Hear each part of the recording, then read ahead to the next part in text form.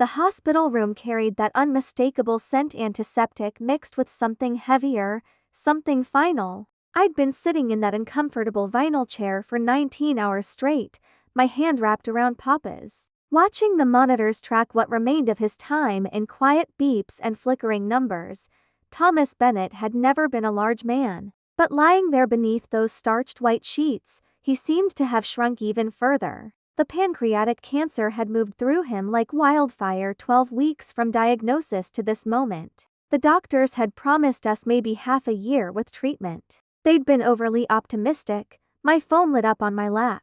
A message from Derek, my husband of 4 years, still at hospital? Client presentation got pushed to morning. Crashing at Mike's to prep early. Don't wait up. I stared at those words, feeling something cold settle deep in my chest. My father was taking his final breaths right now, this very moment, and Derek was concerned about a sales pitch. I didn't respond. Just turned the phone face down and squeezed Papa's hand tighter. His eyes fluttered open, still sharp, still unmistakably him, even as everything else was shutting down. "Lena," he whispered, his voice like dry leaves rustling. "I'm here, Papa, right here beside you. Need to tell you something." Each word was effort. "Important. Save your strength. We can talk when you're feeling better. No, sweetheart." His grip tightened with surprising force. "No more pretending. This is it, and you need to know everything." My tears came faster then. "Papa, please, in my bedroom," he continued, determined. "Top shelf of the closet. Old toolbox. Red, with the dent on the side. Inside, there's an envelope. And a key." "A key?" "Safety deposit box. Riverside Trust Bank. Box number 847. He coughed, his whole body shaking. "Everything you need is there. Everything I should have told you years ago. I don't understand. You will." His eyes found mine, and in them I saw something I'd never seen before, not fear of dying, but fear of leaving me unprepared. "Promise me. Promise you'll go there. Promise you won't tell anyone until you understand. I promise." "Not Derek." His voice gained sudden, surprising strength. "Especially not Derek." My breath caught. "What? Why?" "Because I see him, sweetheart. I see how he looks at you now that you're carrying his child. Now that I'm sick. Like you're a burden instead of a blessing." His breathing was getting shallower. "I changed my will 3 weeks ago. Added protections. For you. For my grandchild. Papa." "What are you talking about?" But the machines were changing their rhythm. The beeps spreading farther and farther apart. A nurse rushed in, checked the monitors, and her face told me everything I needed to know. "Mr. Bennett," she said gently. "Do you want us to know?" Papa whispered. "No machines. Just my daughter." The nurse nodded and quietly left, closing the door with a soft click. Papa looked at me, and despite everything, despite the pain and the fear, he smiled. "You know what the best day of my life was?" I shook my head, unable to speak past the sob lodged in my throat. "The day your mother placed you in my arms. You were so tiny, so perfect. And I looked at you and thought, this is it. This is what I was born for. Not status, not wealth, not all the things my family tried to force on me. Just you, just loving you, Mama." I managed to whisper. "My mother had died when I was barely 2. I had no real memories of her. She was a librarian," he said, his eyes distant now, seeing something I couldn't. "Smart, kind, everything good in this world. My family despised her. Said she wasn't suitable. Not our class. They gave me an ultimatum. Her or the inheritance." "What inheritance?" "I chose her, sweetheart. Every single time I chose love. And when she passed bringing you into this world, I chose you. I walked away from millions to raise you properly. To teach you what actually matters." My head was spinning. "Millions? Papa, what are you?" "My real name is Thomas Ashford Bennett," he said, each word getting harder. "Bennett Industrial Holdings. My grandfather's empire. I was supposed to take over. Supposed to marry some socialite my mother selected. But I met your mama at a charity benefit, and I knew she was my true life, so I left. Changed my name. got a job at the hardware store, started over from nothing, and I never regretted it. Not once. You've been wealthy this whole time? I couldn't process it. My father, who'd worked double shifts, who'd driven a car held together with duct tape and hope, who'd packed my school lunches every morning in reused bread bags, not wealthy. Sweetheart, rich. There's a difference. Rich is what you have. Wealthy is what you are. He smiled through the pain. And you, my precious girl, are the wealthiest person I know. You have integrity, compassion, a heart so generous it terrifies me sometimes. Why didn't you tell me? Because I wanted you to grow up genuine, to marry someone who loved you, not your bank balance, to discover your own strength. His breathing was labored now, but I never stopped managing it. The money, growing it, protecting it for you. The monitors were screaming now. I wanted to call the nurses back, but I couldn't let go of his hand. The envelope? Papa gasped. In the deposit box. It explains everything. The trusts, the protections. And sweetheart, he pulled me close with his last bit of strength. Trust the process. I know it's going to hurt. I know what's coming. But trust the process. What's coming? Papa, what do you mean? But his eyes were closing. You are never alone. You are never poor. You are never powerless. I made certain of that. Papa, no, I love you, Lena, more than all the money in the world. You are my greatest treasure. And then he was gone, just like that. The machines flatlined. The sound echoing in my ears like the end of everything. I collapsed onto his chest, sobbing so hard I couldn't breathe, clutching his worn flannel shirt, breathing in the smell of him one last time. Old Spice and coffee and unconditional love. I didn't hear the door open, didn't hear the nurses come in, didn't hear them gently tell me it was time to let go. All I heard was the silence where my father's voice used to be, and in my pocket, my phone buzzed again. Derek, hey babe. Mike's girlfriend came over too. We're all grabbing dinner. Probably be a late night. You good? I stared at the text through tears, Papa's words echoing in my mind. I see how he looks at you. Like you're a burden instead of a blessing. For the first time, I saw it too. The rain fell like grief made visible at Riverside Memorial Cemetery. I stood at the edge of Papa's grave, my black dress soaked through, my hand resting on my swollen belly as the minister's words blurred into meaningless sound. I couldn't hear him over the roar in my head, the desperate voice screaming that this couldn't be real, that any second Papa would walk up behind me and say, "Just kidding, sweetheart. I'm not going anywhere." But the simple oak casket being lowered into the ground said otherwise.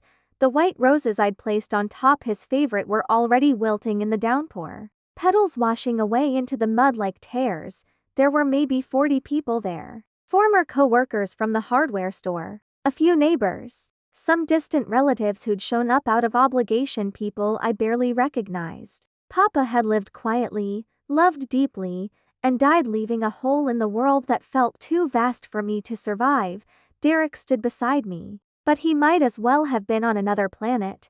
He held an umbrella over his own head, not mine. He checked his phone every few minutes, his jaw tight with impatience. When the minister said, "Ashes to ashes, dust to dust," Derek sighed loud enough for me to hear. I looked at him, really looked at him, and saw a stranger. This man who'd promised to love me in sickness and in health, for better or for worse, couldn't even pretend to care that I'd just lost everything. After the service, as people filed past offering condolences I'd never remember, Derek leaned close and whispered, "I need to take off. Got a thing with some clients." I turned to him slowly. "A thing? Derek, we just buried my father." "I know, babe, and I'm sorry, but this deal has been months in the making. I can't just." "Your wife just buried her father." My voice was flat. "Dead."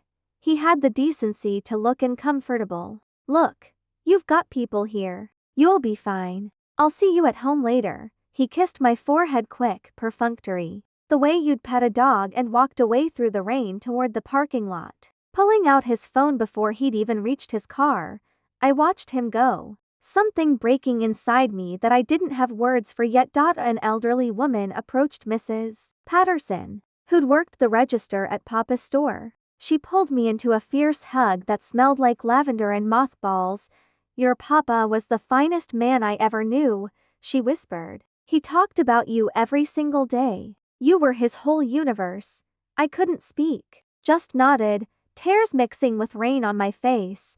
He told me something a few weeks back, Mrs. Patterson continued. He said, Rose, my baby girl is stronger than she realizes, and soon she's going to need every bit of that strength. I didn't understand what he meant then. But Lena, honey, whatever you're facing, whatever's ahead, you've got your papa's blood in you. That means you've got steel in your spine. The old woman squeezed my hand once and walked away, leaving me standing alone in the rain, those words echoing, whatever's ahead. Papa had known. Somehow he'd known. That night, I sat alone in Papa's tiny apartment, surrounded by the life he'd built, the threadbare couch he'd owned for 25 years, the television that only got 5 channels, the kitchen table where he'd helped me with homework every night, where we'd eaten countless dinners together, where he'd taught me that the best conversations happened over simple food and genuine connection. I should have been packing his things, sorting through belongings, doing all the practical tasks that come after death, but I couldn't move. I just sat there wearing his old flannel shirt, breathing in the fading smell of him, trying to understand what he'd meant about the safety deposit box, about protections, about being an Ashford Bennett. My phone rang. Derek. Hey, he said. Background noise loud behind him, music, laughter. Just checking in. You okay? Where are you? Just grabbed dinner with the team. You know how it is. Had to decompress after the funeral. Heavy day.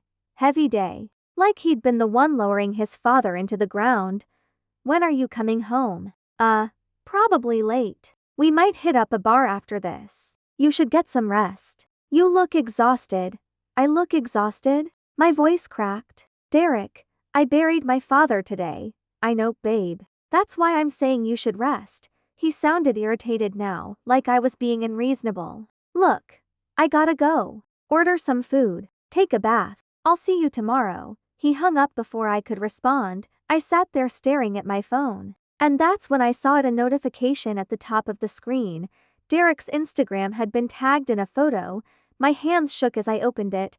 There he was, at some trendy restaurant I'd never heard of, sitting in a booth. And next to him, pressed close, laughing at something he'd said, was a woman I'd never seen before, beautiful, polished, wearing a red dress that probably cost more than our monthly rent.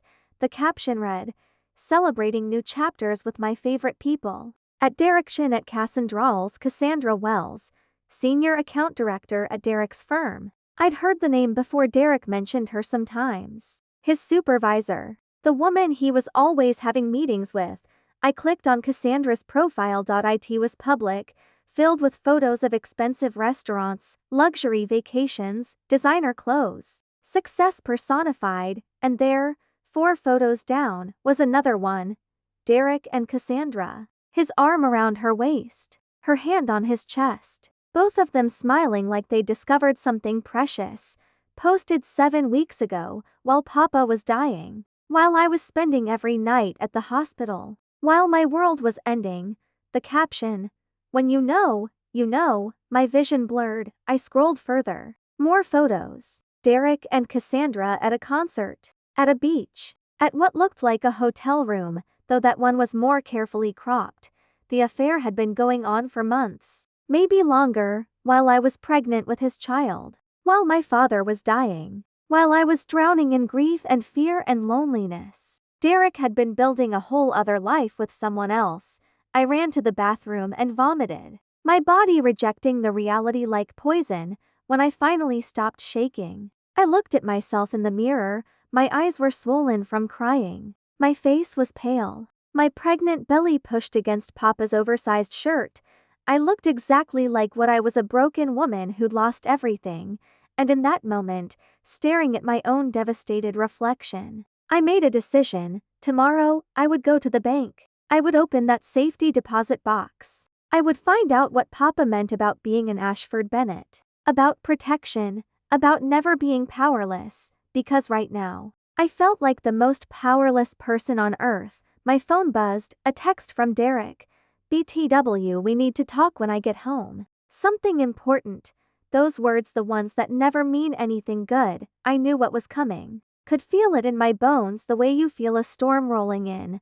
But what I didn't know, what I couldn't possibly know, was that in exactly 17 hours, my entire world would flip upside down in ways I couldn't imagine. The next morning came too fast and too slow at the same time. I hadn't slept. I'd spent the night on Papa's couch, clutching his shirt, staring at the ceiling, waiting for Derek to come home. He never did. At 6 a.m. my phone buzzed. A text. Crashed at Mike's. Coming by at 9. We need to talk. Important. My hands went to my belly. My baby, my little girl, the doctor had told me just last week, kicked hard, like she could feel her mother's fear. It's okay, sweet girl, I whispered. We're going to be okay. Your grandpa promised. We just have to trust the process. But I had no idea what the process was. At 8:30. I forced myself to shower, to put on clean clothes, to look like a person instead of a ghost. I chose a simple black dress, the same one I'd worn to the funeral yesterday, because everything else felt too cheerful, too alive for how I felt inside. I made coffee I wouldn't drink, sat at the kitchen table, waited. Derek arrived at 9:15, which meant he'd made me wait on purpose. A power play. I recognized it now. Wondered how many other small cruelties I'd missed while loving him. He looked good, rested, like he hadn't just attended his father-in-law's funeral yesterday. He was wearing cologne, expensive stuff he'd never worn around me. For a flash, I wondered if he'd been with Cassandra all night. Hey, he said, not quite meeting my eyes. How you feeling? How do you think I'm feeling, Derek? I buried my father yesterday. Right? Yeah. He sat down across from me, and I saw it then, the folder in his hand. Manila. Official looking. The kind lawyers use. My heart started hammering. Look, there's no easy way to say this. He slid the folder across the table. I want a divorce. The words hit me like a physical blow. Even though I'd known, even though I'd seen it coming, hearing them out loud made them real in a way that stole my breath. What? I'm not happy, Lena. Haven't been for a long time. His voice was rehearsed, like he'd practiced this speech. We've grown apart. You've been so focused on your dad's illness, and I need something different. My dad just died yesterday. My voice didn't sound like my own. Yesterday, Derek. And you're asking me for a divorce today? The timing isn't ideal. I laughed. A broken sound. I'm 7 months pregnant with your baby. My father, the only family I had left, just died. And the timing isn't ideal? I know it's hard, but prolonging this doesn't help anyone. He was using his sales voice now, the one he used to close deals. I've already talked to a lawyer. It can be simple, clean. You keep the apartment. I'll pay child support. We can both move on with our lives. Move on. My hands were shaking. To what? To who? I pulled out my phone, opened Instagram, shoved it across the table, showing Cassandra's photo. To her? Derek's face went carefully blank. Lena, how long? My voice rose. How long have you been sleeping with your boss while I was watching my father die? It's not like that. Then what is it like? I was shouting now, something I never did. Tell me, Derek, what is it like to cheat on your pregnant wife while her father is dying of cancer? What is it like to attend his funeral and then go out celebrating with your mistress? What is it like? Don't make this ugly. His jaw was tight. I didn't plan for this to happen. Cassandra and we connect on a level you and I never did. She's successful, ambitious, going places. She understands the life I want. Every word was a knife. And what am I? My voice broke. What was I to you? You were my wife. Past tense. You're a good person, Lena. You really are. But you were never going to be enough. Not for the life I want to build. The cruelty of it took my breath away. I'm pregnant with your child, I know. And I'll support the baby financially. I'm not a monster. But I can't stay in a marriage that makes me miserable just because of biology. He stood up, buttoned his jacket. Sign the papers. My lawyer will be in touch about the details. I'll come by this weekend to get my stuff.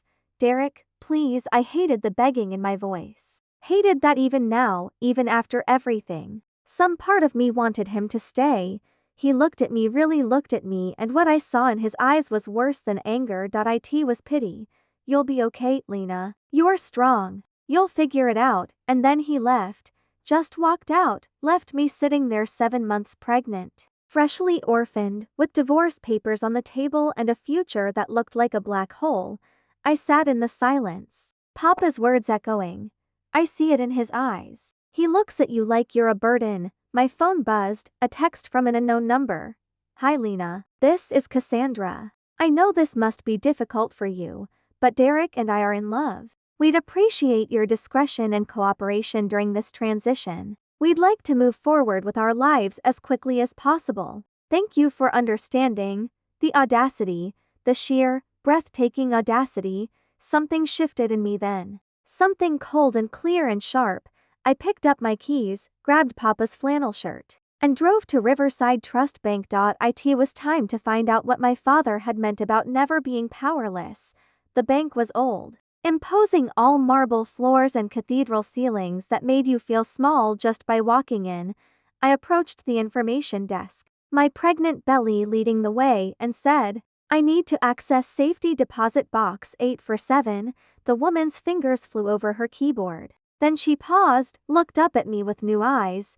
One moment please. I need to get the manager. A man in an expensive suit appeared within minutes. Miss Bennett? I'm Gerald Morrison, branch manager. Please, follow me.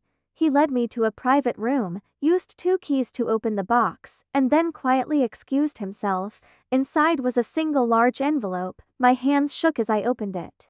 The first thing I saw was a letter in Papa's handwriting, but beneath it were documents. So many documents. Stock certificates, property deeds, bank statements with numbers that didn't make sense. I read the letter first. My dearest Lena, if you're reading this, I'm gone. And you're probably confused. Maybe scared. Definitely grieving. I'm so sorry I'm not there to explain this in person. To hold you while you process it. To see your face when you realize who you really are. But sweetheart, it's time you knew the truth about the Ashford Bennett family. About me. About everything I've been protecting you from and protecting for you all these years.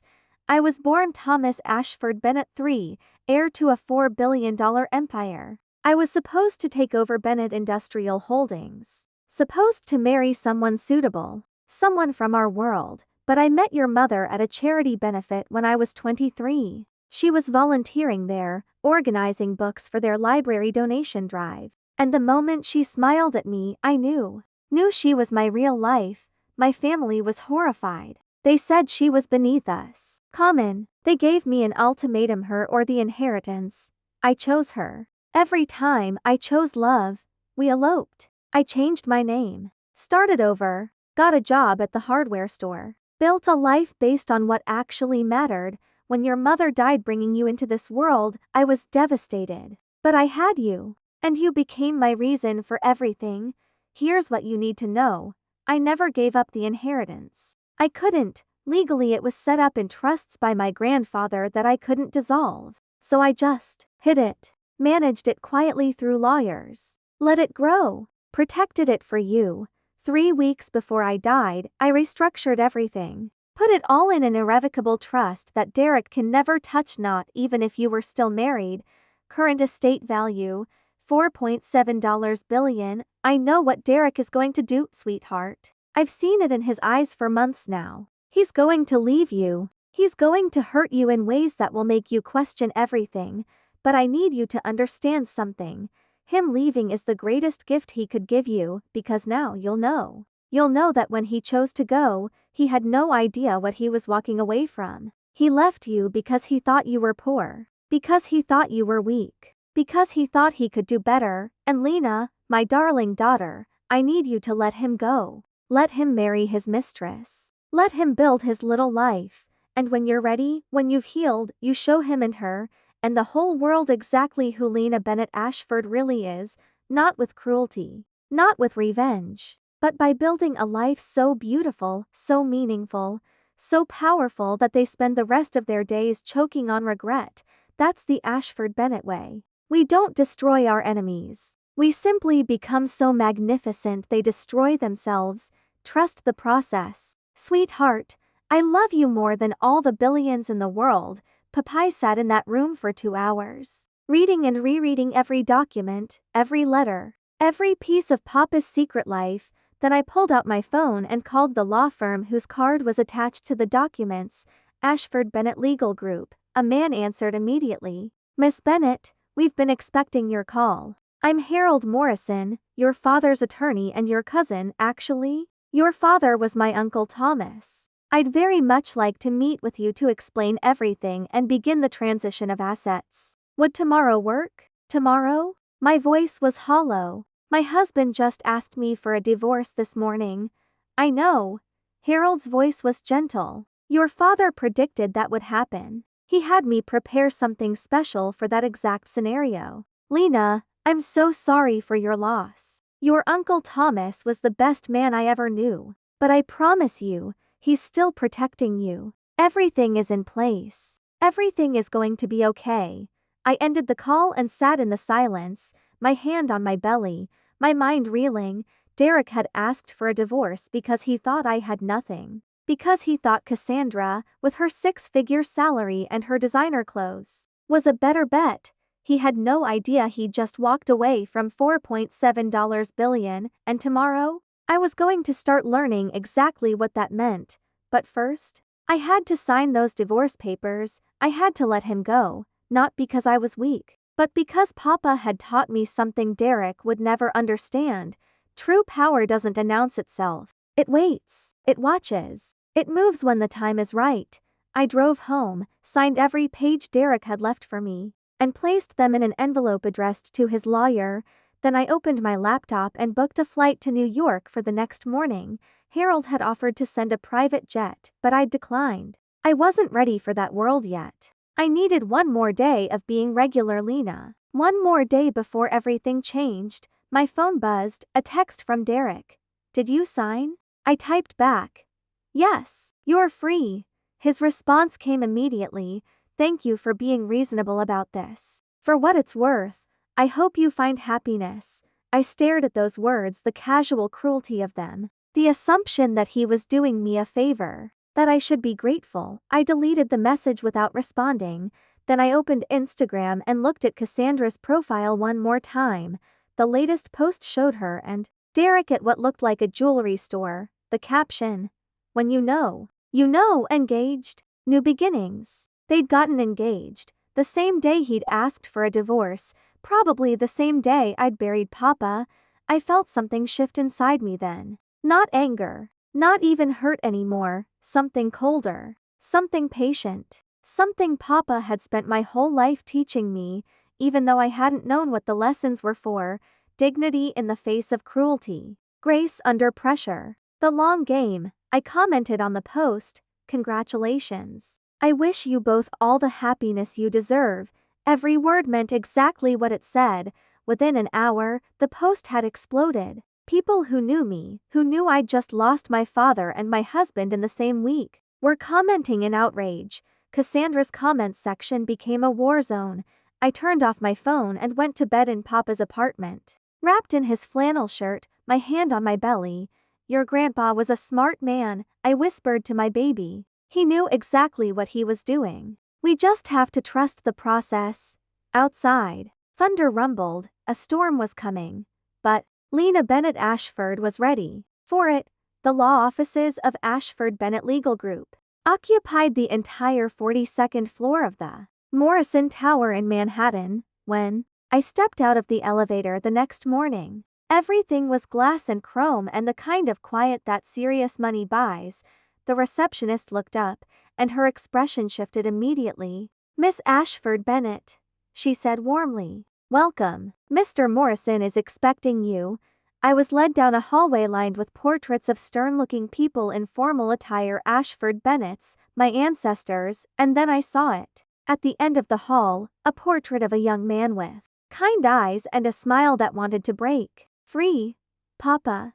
Young, wealthy. Before he'd walked away from all of this, a distinguished man in his 60s stepped out, his face breaking into a warm smile. Lena, I'm Harold Morrison, your Uncle Harold. Your father was my Uncle Thomas.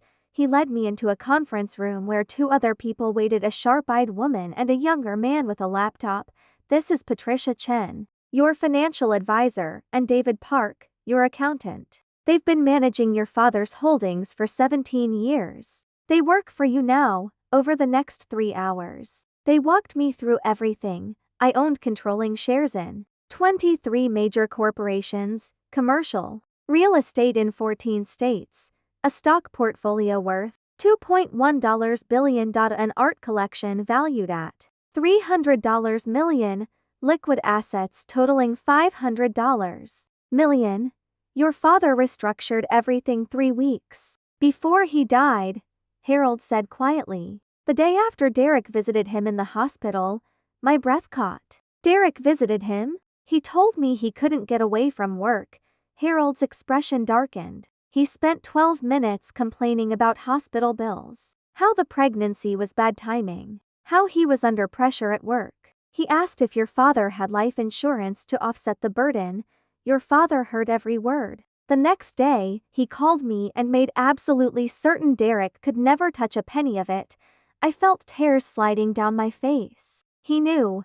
Harold slid a final letter across the table. Sweetheart, Derek didn't leave because you weren't enough. He left because he wasn't enough. Now rise. Not for revenge, but because you are an Ashford Bennett. Build something beautiful. Help people, and when Derek sees what you've become, smile, because his regret is not your burden. Live well. That's the best revenge of all. Papai wiped my eyes. I want to help women in crisis. Single mothers. Women who feel powerless and alone. I want to start immediately. Your father already established a foundation with a $400 million endowment, Patricia said gently. It's ready whenever you are. Then I'm ready. But first, I pulled up Cassandra's LinkedIn. She's a senior account director. Successful. Well-connected. Exactly the kind of person a new foundation would want to meet, wouldn't she? Harold's smile turned knowing. Along with her new husband, of course. 3 weeks later, elegant invitations arrived at 60 carefully selected addresses. The Bennett Ashford Foundation cordially invites you to an intimate reception Friday, November 12th, 7:00 p.m. The Sterling Club. Cassandra showed it to Derek immediately, her eyes bright. This could be huge for my career. If I could get on their board, she arfed yes within the hour. The Sterling Club was old money, elegance, soaring ceilings, crystal chandeliers. Power whispered instead of shouted. I arrived early, wearing an emerald maternity gown. Diamond earrings that had belonged to my Ashford Bennett grandmother sparkling at my ears.